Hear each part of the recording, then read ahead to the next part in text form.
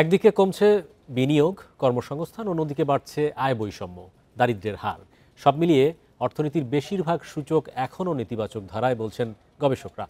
Governor বলছেন bank খাত পুনরুদ্ধারে কাজ চলছে, এরই মধ্যে বৈদেশিক মুদ্রা বাজারে স্থিতিশীলতা ফিরেছে। নীতি নির্ধারকদের মতে সরকারের অর্থনৈতিক অর্জনের প্রশংসা হচ্ছে না।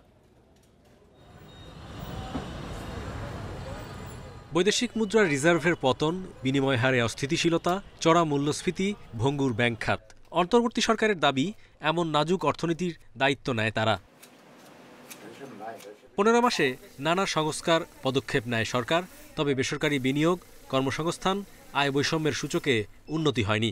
গবেষকরা বলছেন ব্যবসা সহজ করতে প্রাতিষ্ঠানিক সংস্কার, দুর্নীতি দমনেও অগ্রগতি নেই।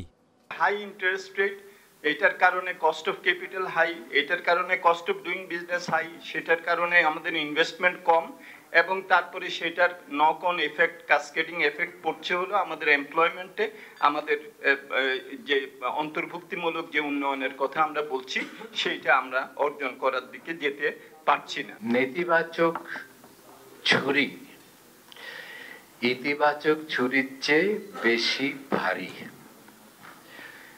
সেই জন্য সার্বিক মূল্যায়ন হচ্ছে যে অর্থনীতি সংগ্রাম চলছে।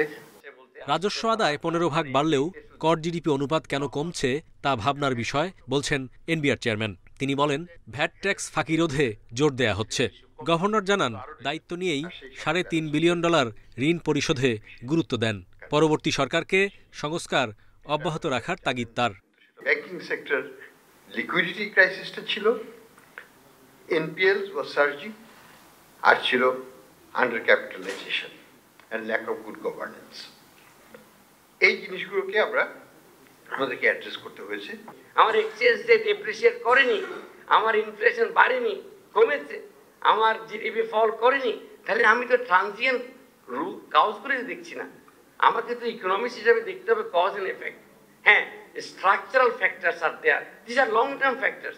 প্রেস সচিব বলেন, চট্টগ্রাম বন্দরের দক্ষতা বৃদ্ধি সহ নানা উদ্যোগ নিয়ে ব্যবসায়ী সংগঠনগুলো রাজনৈতিক উদ্দেশ্যে নিন্দা ছড়াচ্ছে।